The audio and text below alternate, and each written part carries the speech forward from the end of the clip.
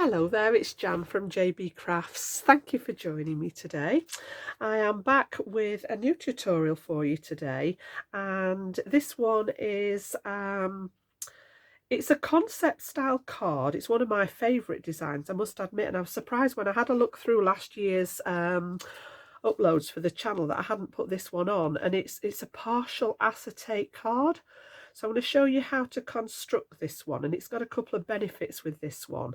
And then I've also thrown some techniques in as well, and I'm going to pop this in my masculine makes because I think the colour palette here lends it very much to a sort of a masculine feel, in my opinion. You know, you could do this in any colourway, but I'm going to show you the pieces on here. What look like the pattern paper are actually handmade backgrounds. So I'm going to show you how I've arrived at those. We've got a little bit of heat embossing. Don't know whether this is actually picking the light up, but I've done a bit of white powder on here, and these are some of the old chalkboard sentiments from Crafter's Companion. I'll show you the product as I go along. And initially I was thinking black and white, which is the majority of the card, and then I've added a little bit of silver matte satin mirror card in there just as a backdrop. And then right at the end I thought, right, it just needs a splash of colour, and all I've done is just added some little embellishments on, which again could be anything. You know, if you wanted to make this more feminine, you could pop your butterflies, your flowers on here. I just thought stick with the masculine feel, and I tend to go with either stars or buttons when it's for the guys. So yeah, gone with the stars, and really like the way it came out. I was really pleased with it. And then I've actually popped the insert in here because there's quite a lot to cover in the tutorial on the front, so I didn't want to spend too much time. I've just done a simple matte layer this time. Normally I just put the white card in, but I have actually done a silver matte in this time. And then I've done a little bit of the stamping, which is what I'm going to show you how I've arrived at that for the pattern paper, just to link it to the front here. And then I've added some of the stars in a little bit of the teal and black, again just as a nod to the black on the front and the pop of colour here. So it's top folding, what I tend to call a tent fold, which clearly wants a little bit of pressure on there because I've been working on it. And then it should stand up nicely with that fold at the top, and it is a 7-inch square design. And one of the reasons I've made it that big was just to show you the trick of this design with the acetate in is a great way of stretching your A4 cardstock. Those of you that are in the UK will know that you can't get a 6x6 card from our A4 cardstock, and I don't think that's possible over in the States either. I think, if I remember rightly, your card's 11.5 inches, so it reduces it slightly. Certainly couldn't get a 7-inch square card out of a piece of A4 without using two pieces, cutting it in half and joining it usually on the fold. So this is a great way. I've only used the one piece of card for the card blank, and then I've dipped into my scrap box to find a piece here on the for the stamping on the front. So we'll pop that over to one side, and I'm going to show you the card blank first. And this is made up of 3 pieces. So this was all cut from my piece of black cardstock, and it has a little bit spare. So this piece was 9 inches in total by the width of my card, which is going to be 7. And then I've got an extra piece which is still 7 tall by 2 inches. So you can see here altogether I've used 11 inches of my 11 3/4 and a fly's eyelash on our measurement, which is a ridiculous measurement here in the UK. So I've used the 9 plus the 2 is 11 inches by the 7. So I've got all this out of one sheet. So pop that little bit to one side for a second. On this one, I have scored it on that long side at 2 inches. So not easy to see on the black card, but we are going to fold and burnish that in a second. So yeah, 9 across by 7. And when we take this 2-inch score line off, we'll end up with our 7 by 7-inch square for the back of the card. So all I'm going to do is fold that score line and give that a really good burnish along the top there. So this is going to become the top edge of the card, and then this bit's going to replace the bottom section of the card.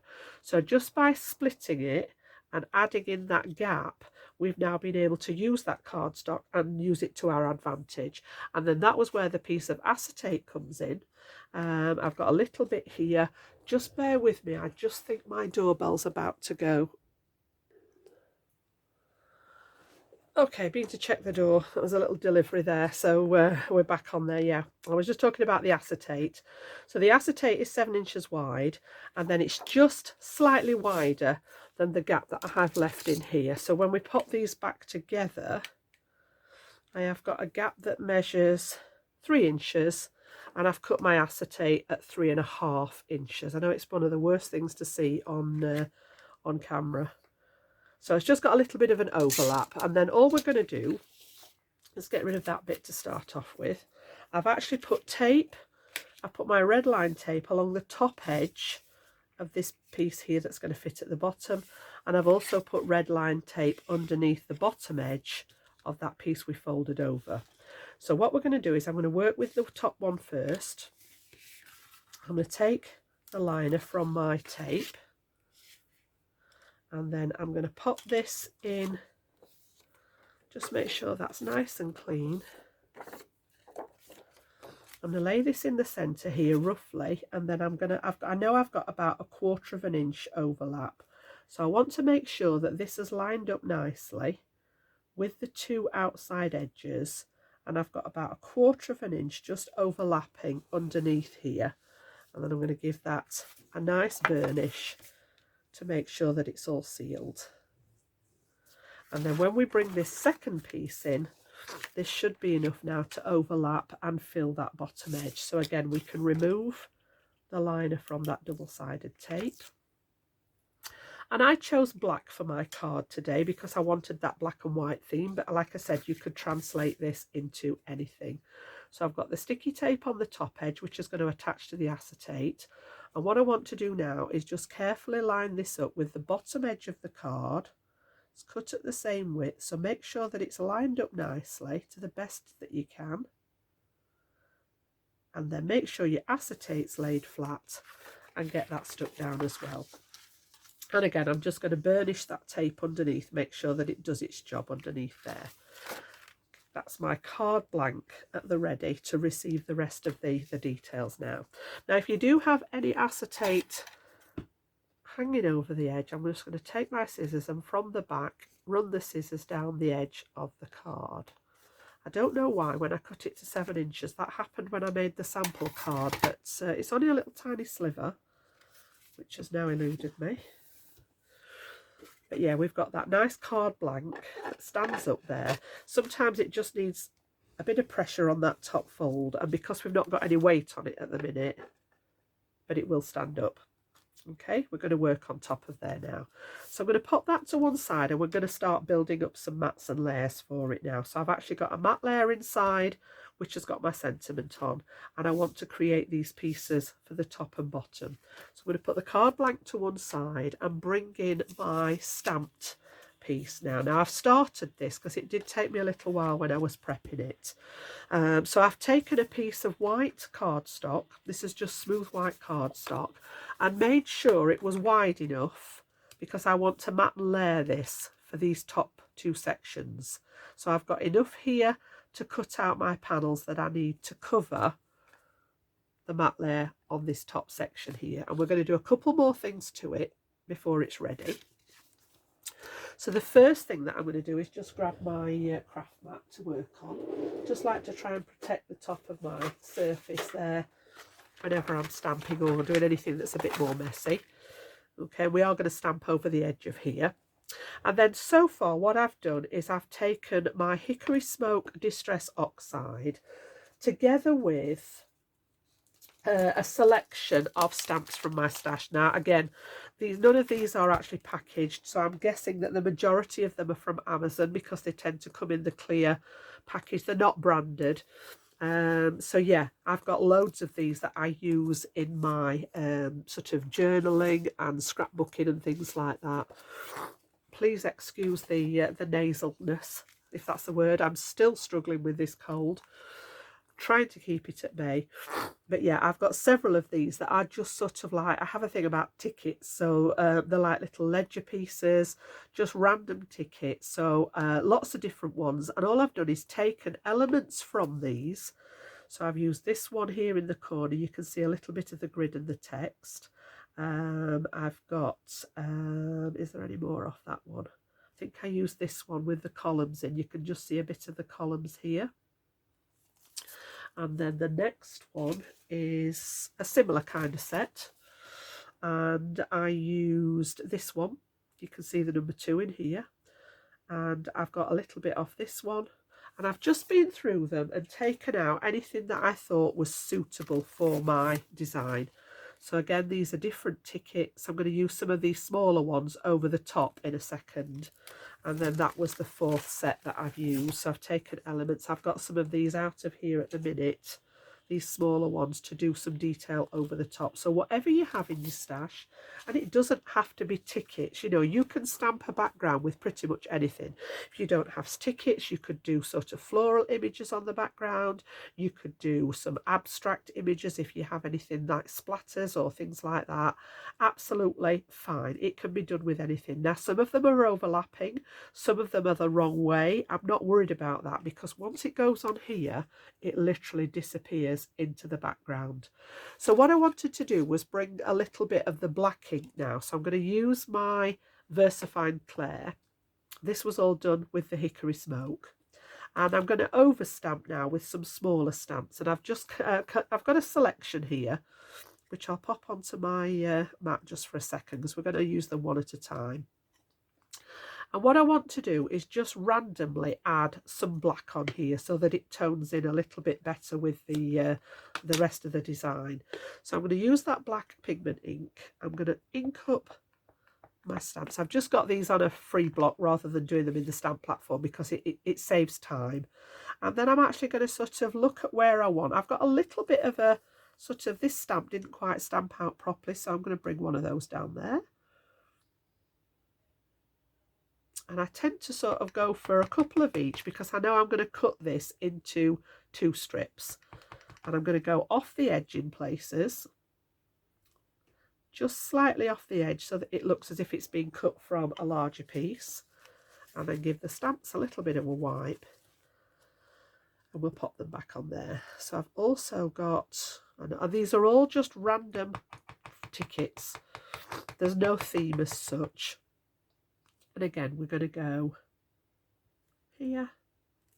So try not to overthink it too much. I'm just offsetting them, because I know I'm going to cut a strip of this for the top and a strip from the bottom. So I didn't want them to be identical.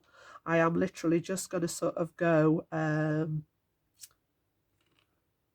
almost opposites. So I've gone from here to here, I've gone from here to here, and I've chosen enough stamps that I think I can get away with just 2 images from each one. So lots and lots of little tiny sort of postage stamp images, ticket stamp images, and I am literally just going to pop these in position,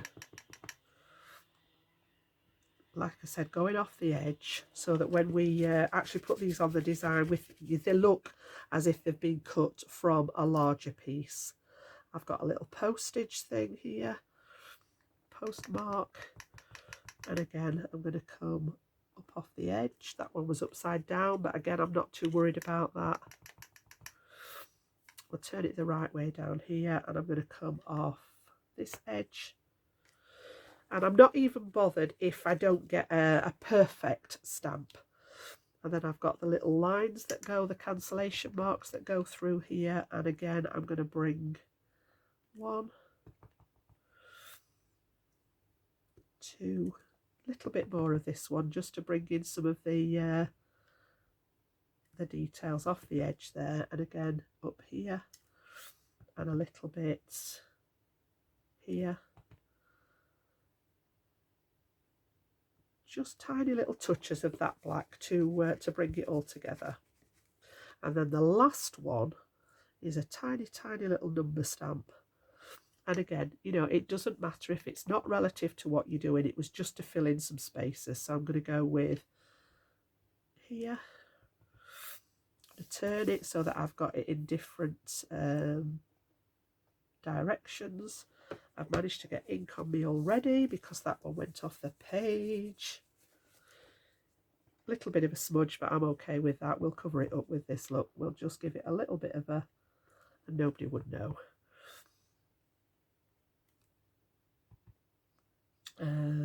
Just a tiny bit on the edge there, and I think I had one more of those in that I haven't got out of the set. Let me just see if I can find. There was one that just said, or I thought it did, said approved. There it is, it's in that one. Little tiny one again. Just, these are great for filling in the gaps. So yeah, I've just got that little one there that says approved, which again is enough to fill in some of those gaps. It's not too bad, it's not looking too bad now. I'm just going to pop a couple of those in and that's sufficient. Okie dokes. So I'm going to pop all those back on there for now, and I can put those away after the video.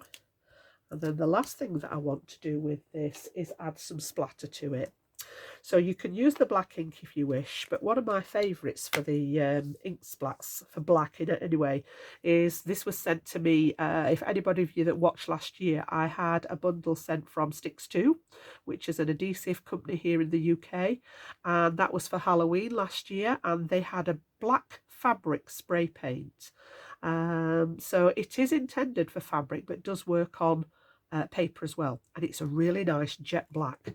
So I'm going to bring in the old splat box, which I heard fall off a little while ago in my haste to get to the doorbell. So just give me a second while I reach that across. Very sophisticated old splat box here. It's an old box lid with some paper towel in the bottom, and then I'm going to put that inside there. And then all I want to do is pop a little bit of this out and water it down a little bit, because it's meant for fabric. It's a little bit thicker consistency, and I tried taking the nozzle out and tapping it from the nozzle, and it was a little bit too thick. So all I'm going to do is pop some on my craft mat there. Doesn't need a lot. I always end up putting more out than what I need.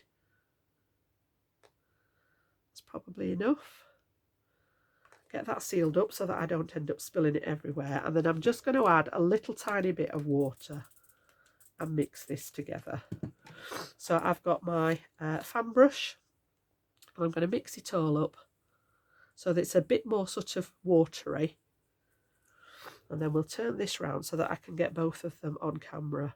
And then I'm just going to go for a bit of a splatter. I wanted it to look like ink with the black.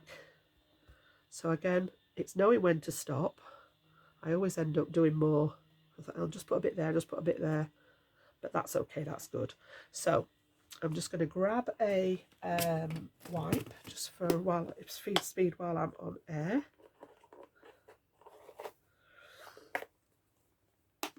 And then just give this a clean, because I don't have any water at the moment in the craft room. So I'm just going to give this a bit of a wipe, and then I can rinse it out after the tutorial.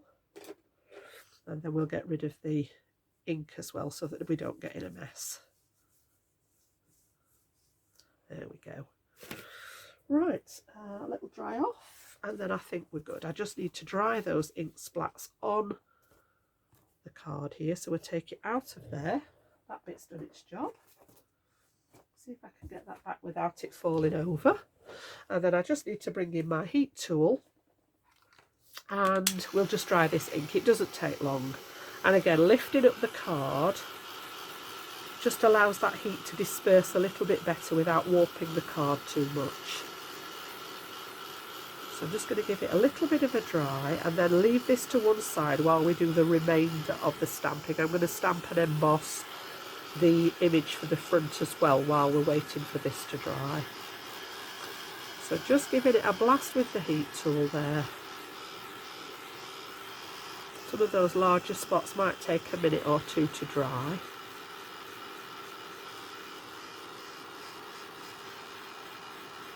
So if you do want to try this, this is probably one of the first things that you can do, and then leave it to dry so that all that paint is dry, rather than risk kind of smudging it.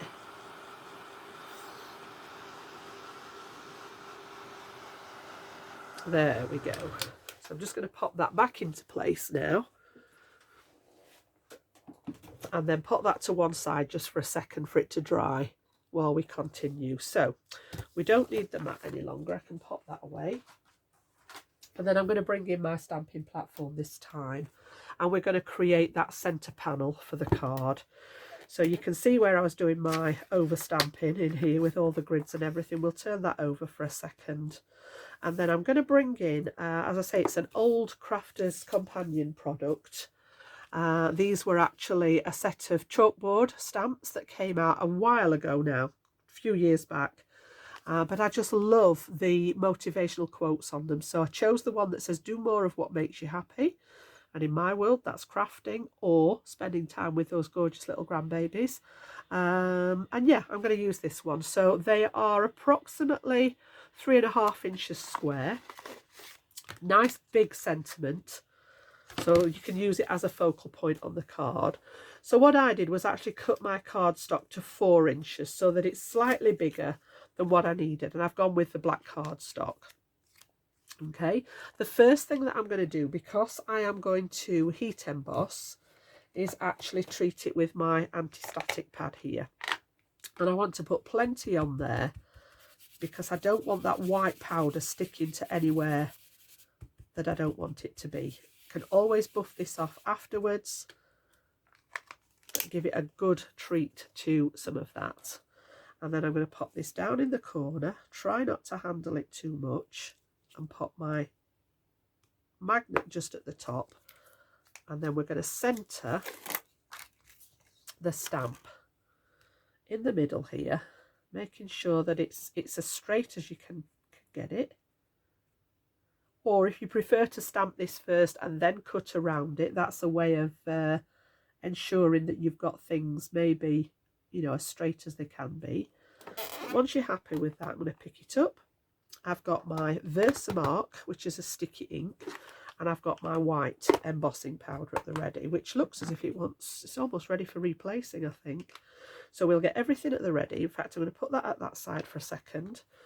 We're going to open that door, move that other stamp out of the way. That's a little rogue stamp that I've not put away, and I keep moving it round to different places on the lid there. And then we're going to give this a really good, generous ink with that sticky Versamark ink. So this is just a clear ink that will attract the embossing powder, and I am going to stamp it more than once because I want to build up that layer of stickiness so that it will attract the embossing powder. So press your tool there to transfer all that ink, and then I'm going to do that a second time. So again, nice generous amount of ink, like so. Pop that over there, and again apply some nice flat pressure with that pressure tool, even possibly with my fingers in the middle, because I want to make sure that it's all made contact with that black card so that we get a nice good impression. And we'll take that out now. That looks fine. You can just see on there that detail that's transferred. So I'll give that a clean with some water when we've finished. Pop the ink to one side, and then I'm going to bring in the embossing powder. I've just got one of my little trays at the minute to cover it and tap any excess off. Cover it, tap off any excess, and then keep going until you've got a good coverage on there. Just that last corner. And then I've got a little graded brush here, just an angled brush that I keep purely for this, because I can see here that I've got a little bit extra there that I didn't need. And if there are any little speckles on there, with it being the white embossing powder, they will melt when you come to do the heat embossing. So anything that you don't want there is better to remove before you actually start with the heat tool. because this panel, the whole panel, is going to go on my card, so I want that as clean as I can get it before I start with the heat tool, and then tap off any excess, and then I'll just pop that in there for now and move that out of the way. And then I've got my little hot hands and my heat tool at the ready. And the key with embossing is to get your heat tool as hot as it will be before you start putting it onto the paper. Paper will warp with the heat, so the less time it's on there, the better. And you want this to melt the embossing powder as quickly as possible. And once it's melted, we're going to move on to the next part of it. So don't hover over it for too long. Otherwise it just melts and sort of almost seeps back into the card. So I'm just going to keep it moving over that area until I know that that powder started melting. And the way that I know that is that it'll go nice and white and shiny. Here we go, in that edge. And then once that's melted, chase it along the design. The minute that you can see that it's gone to its shiny state, move on to the next bit. And it does go that, you know, the hotter the tool gets, the quicker it melts. So once it's melted, and then I usually give it a little bit of a blast on the back just to make sure that we've got all of it. And you can see there now that we've got that lovely white against the black. Now I'm going to let that dry for a couple of minutes, and then we'll buff off any excess of the little anti-static pad that we use so that it doesn't look cloudy in the background. But if I do it straight away and this is still tacky, it will make a mess of it. So we'll just leave that to dry for a second, and then we'll come on to some of the other parts of the card. So if I bring my card blank back in, I have got a couple of layers to go in the back of the card. Now quite often you've seen me just put one piece of white in the back, but this time I actually wanted to matte it. So I've used a piece of that silver with the white over the top, and you can see here that I've been quite frugal with the silver. I've cut the centre out. Again, I wanted to get this all out of one piece of A4 cardstock, and I needed enough to create the matte for the piece that we've just stamped on. So I've cut that out of the centre and then cut it down to use for the middle. So I've got my matte at 6 5/8 inch square, and then I've got my white piece at 6 3/8 inch square. And all I'm going to do with these is use my tape runner and just pop these straight into the back of the card. So you can use the wet glue if you wish. You can use your double-sided tape, whatever your preferred adhesive is. And I'm going to pop that one straight onto the back. So we've got a nice border around the edge there. And then I'm going to do the same with this one. And there isn't enough of a dip in the centre of there for it to be a problem. If you're worried about that piece dipping in the middle, you can always pop a little bit of scrap card back in the back there and just pop that. Now I'm not going to do any work on that bit today because I've already done the insert for the main sample, and I'll show you what I did on there, but I've just put that in to show you how I arrived at that. So just get rid of any stray bits of embossing powder. So that's done nicely on the back. And then I've also cut a couple of pieces of the silver to go as a matte layer on the top and bottom here. So these measure 6 5/8, which was the same as the back layer, by 1 3/4 inches. And these are going to sit on here. So we may as well pop those on straight away. So again, I'm just going to stick with that tape runner and get those on here ready. And just line those up so that I've got a nice even border all the way around there. Same with this one. And then that's ready to receive those elements that we're going to put on the top. So again, just pop that one in there. I've lined it up with the edge of the silver that's underneath. And that's good to go with the rest of the elements now. So we'll pop that to one side again. And I'm going to bring back in this piece that we splattered, which should, yeah, be just about dry. So I'm going to bring in my guillotine. Now the pieces that we've just stuck on here were 6 3/8 by 1 3/4. No, 6 5/8. 6 5/8 by 1 3/4. So I want to now come down to 6 3/8. So I'm actually going to take the edge of this, and I just made it slightly longer than what I needed. So I'm going to come down to 6 3/8. And I'm going to take a little bit off each edge, I think, so that I don't lose all the stamping. So 6 3/8 there. And then I want 2-inch strips. No, the piece here was 2-inch, 1 3/4, so I want 1.5-inch strips. Sorry about that. So I'm going to take one off the bottom here because I know that I stamped off the edge for that one. And then I'm going to take the other one from the top edge here at 1.5 inches, like so. Got a little tiny bit left that I could use for decoration elsewhere, but those are the pieces that I actually want to work with for the card. So we've gone 6 3/8 by 1.5 inches. And when I bring this back in now, these should fit nicely on here like so. So again, we're going to use a little bit of that adhesive today. I've got my little dot tape runner going, and then make sure that what I've stamped is the right way up, and then these will just nestle nicely in that matte layer that we've just created. So one on there, and the second one,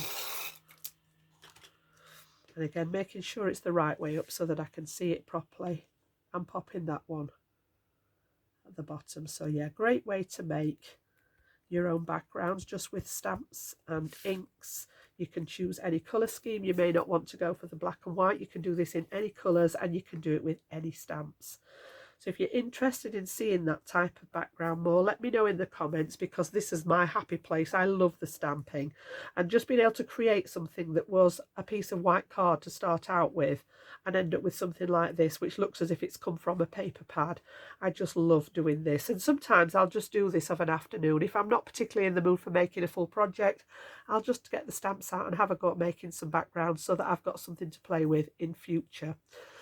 So that's ready to receive that topper. This one should be dry enough to buff it off now, and I'm just going to use my cloth gently and just take off any of that bloom from the embossing powder and any residue of the anti-static. Okay, so then I've cut a piece that is 4 1/4 inches. So this one was 4 inches square, and the back one is what I cut out of the centre of that back piece when we sort of took the middle out, and I'm going to pop this one on here. Okay, so I'm just going to give that a little bit of a manipulate where it's just curled a little bit with the heat, and I'm going to stay with the tape like so. Put plenty on there because we've heated it, and it has warped just a fraction. And then we're going to centre this one in the middle of the silver there, like so. And then once we give this a good press down, that warping is nice and flat now, so we've not got to worry about it. And then this one's going to go directly in the centre. So I want it to be centred this way, and I want about the same distance over the top here. Now, because we're going on to the acetate, I am going to bring in my red line tape. And I'm just going to pop a little bit of this on the back of the topper that we've created. You can use a bit of foam tape here if you wish. It depends. I always say, you know, with sort of dimension on cards, it depends whether you're wanting to mail them or if you're hand delivering, really. If it's something that's going in the mail, I tend not to put a lot of dimension on my card because it can get damaged. My husband used to work for the Royal Mail here in the UK for a very long time. He's retired now, and he used to work the machines that sorted the mail, and he says the amount of things that got damaged because they were too bulky to go through the machines, through the mail system. He says it was just heartbreaking to see things not, not being looked after properly because they'd not been packaged up properly.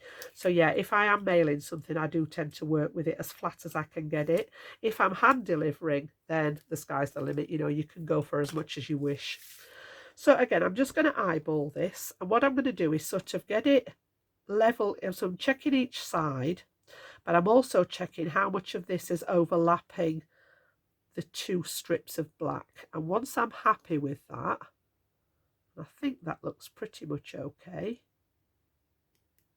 And I can just check that with my little ruler there. From the edge of there, we've got about 1 3/8. Yeah, that looks pretty good to me.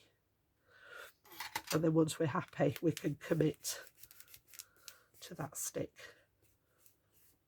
So I got this far and then decided that I did want a little pop of colour on there. So we've got our insert pin in the back, we've got our front piece done, but I just thought it does want some colour on there. So the black, white, silver is stunning, but I thought, right, we just need a pop of colour, and I went for a teal. So I went through my scrap bin, and I've got some plain, sort of slightly textured cardstock there, and I've got a piece of glitter card in a similar shade.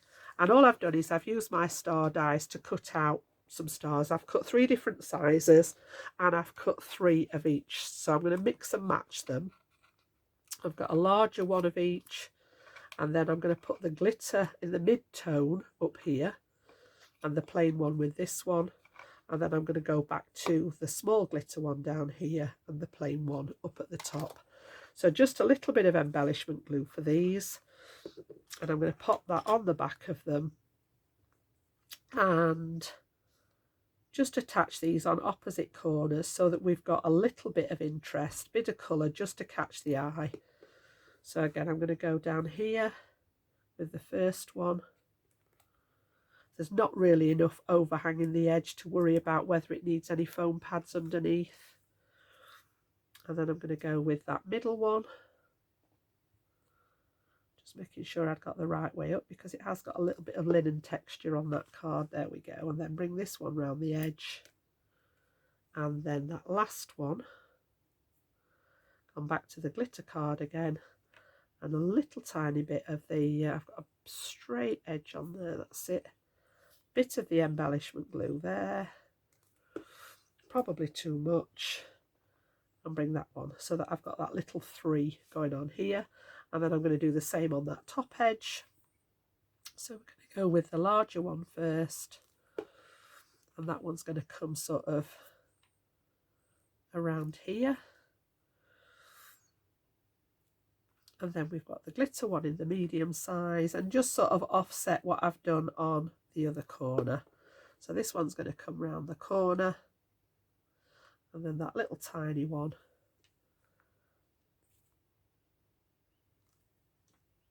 on this edge here. So we've got that cluster of 3 on each side there, just to echo what's gone off.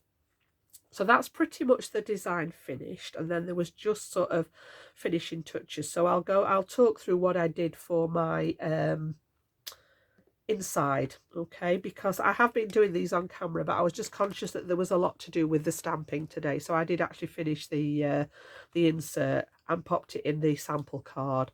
So as always, you know me guys, it had to have some bling. So I've pulled out the silver and just done a cluster of 5 across that sentiment. Again, this has framed it, this is drawing your eye across what it says. So that was the finishing touches on the outside.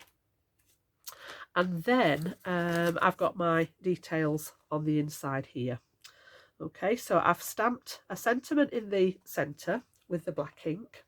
So this was the same ink that I used to create the design on the front. And I've gone for do more of what makes you happy. The world's your oyster. Okay, with the Nocturne ink. And then I also masked a few of the little stamps and used that hickory smoke, which is what we used well, I'd already done the stamping with this at the beginning, and just echoed some of those tickets at the bottom.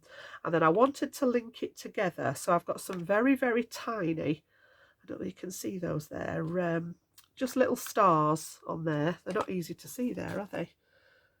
And all I've done is I've done some of them in black and some of them in, this one's actually a Spectrum Noir ink, and it's called Parakeet, quick dry ink, so that I didn't smudge it, just again to link that pop of colour to what's going on the outside there. So that was my insert. And then the very last thing that I wanted to show you is, on this one, on my sample, I actually used foam tape on the back of that embellishment. So if we look at the one that we've just done, we had the red line tape on the back, and no matter how hard you try, obviously when you're using acetate, all that is visible. Now, it may not bother some people, they may be happy with it like that, but a really quick fix is to pop a bit on the inside. So I've just cut a piece of black that measures 4¼ inches. This is the same as the silver mat that we put on the front here, exactly the same size. And all I'm going to do is mat this over the back here so that it covers up the bulk of that sort of nasty foam tape. And again, I'm going to use my red line tape just because it's sticking over the acetate, and pop a little bit of that on the back. And it's just about finishing touches. As I say, it may not bother some people, but other people just think, oh, when you open it, you know, you've gone to all that trouble with the card and you can see all the workings of it on the back. So this is the easiest way that I've found to sort of cover it and sort of make it look as if it was part of the design in the first place. So yeah, just using up the scraps. Give that a burnish on there. Remove that liner, and then we're going to add this onto the inside. It also gives you another space inside your card. Obviously, you know, if it was a full piece of cardstock, you'd have all the inside anyway, but doing it this way, I always think you know, that you could actually add extras if you wish. For example, let me just get that one in place there. So it's covered all that workings up. It looks as if it's part of the design. You may want to add a different sentiment here. My thinking was is you could pop a little gift card in here. You know, if this was for a birthday, you could pop sort of a gift card, or, you know, sort of a little one for a coffee shop, something like that. Pop a little envelope, or just pop a little glue dot and stick a gift card inside there. Would be a nice little added surprise when you open the card. So that's my design for today. I hope you've enjoyed that one. As I say, it's concept style in the style of the card with the acetate middle in it, but then a couple of techniques with the stamping for the background and the embossing powder to stamp our main focal sentiment. So yeah, a little bit of a mixture of concept versus techniques today for this one. Top folding card, 7 inches square. And I would actually pop this in a slightly larger envelope, I think, because most of my shop bought packs for 7 inches would be a 7-inch square envelope. So I'd either pop it into an 8-inch or I'd make a suitable envelope for it to go in. So yeah, if you've enjoyed that one, consider giving it a thumbs up for me, and I would love you to subscribe if you haven't joined the channel already. Ring that little notification bell, will tell you next time I upload. And I'm going to go off and have a think about my next tutorial now. I've got some ideas as to what I want to do for the next one. So enjoy the rest of your day now, and I'll see you very soon. Bye bye now.